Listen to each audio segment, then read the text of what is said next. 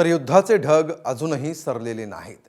याचा फटका आखाती देशांसह त्या देशांमध्ये अडकून पडलेल्या विविध देशातल्या नागरिकांनाही बसतोय।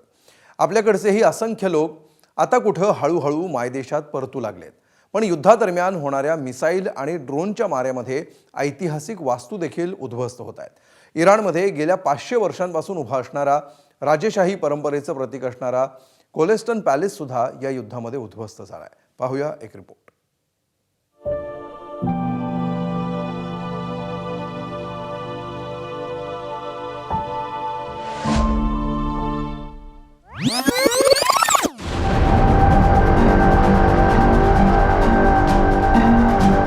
इस्रायल इराणच्या युद्धात उद्ध्वस्त झालेला हा आहे गोल्स्टन पॅलेस।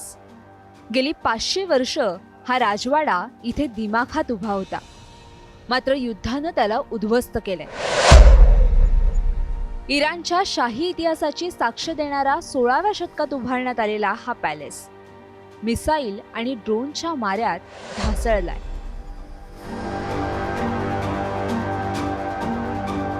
2013 मध्ये गोल्स्टन पॅलेसला युनेस्कोच्या जागतिक वारसा स्थळांच्या यादीत स्थान मिळालं, पण अमेरिका इराणमधल्या गेल्या 4 दिवसांच्या संघर्षात या ऐतिहासिक वास्तूचं झालेलं नुकसान हे भरून न निघणार आहे। गोल्स्टन पॅलेसचा इतिहास काय आहे पाहूया। 16व्या शतकात ऐतिहासिक गोल्स्टन पॅलेसचं बांधकाम करण्यात आलं। वास्तूच्या बांधकामात पर्शियन कलेसोबत युरोपीय शैलींचा प्रभाव आहे। इराणची राजधानी तेहरानच्या मध्यवर्ती भागात हे बांधकाम झालंय। संग्रहालय, राजवाडे, हॉलसह गॅलेस्टिन पॅलेसमध्ये 17 वास्तू आहेत। अनेक हस्तलिखितांचं ग्रंथालय, छायाचित्र, दुर्मिळ कागदपत्रांचा संग्रह यामध्ये आहे। पूर्वी गोल्स्टन पॅलेसमध्ये शाही कुटुंबाचं वास्तव्य होतं। सध्या राजवाड्याच्या 8 इमारतींचं संग्रहालयात रूपांतर करण्यात आलंय।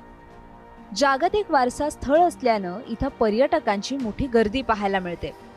हे हल्ले आणि स्फोट इतके विध्वंसक होते की त्यात या ऐतिहासिक इमारतीचं मोठं नुकसान झालंय। सुदैवानं त्यातील कलाकृती वेळीच हलवण्यात आल्यानं त्या बचावल्या, मात्र पॅलेसमध्ये करण्यात आलेलं आरसे काम हे पूर्णपणे उद्ध्वस्त झालंय। इस्रायलनं केलेल्या माऱ्याचं उद्दिष्ट हे केवळ हा राजवाडा उद्ध्वस्त करणं नसून हा इराणच्या सांस्कृतिक प्रतीकांवर करण्यात आलेला हल्ला मानला जातोय। जागतिक वारसा स्थळांच्या यादीत असणाऱ्या या राजवाड्याच्या झालेल्या नुकसानानंतर इराण आणि तिथल्या सांस्कृतिक प्रतीकांबाबत घडणाऱ्या घटनांवर युनेस्को सध्या लक्ष ठेवून आहे। गेल्या 4 दिवसात झालेल्या युद्धात इराण इस्रायलसह आणखी अनेक ठिकाणी मनुष्यहानी आणि वित्तहानी मोठ्या प्रमाणात झाली आहे।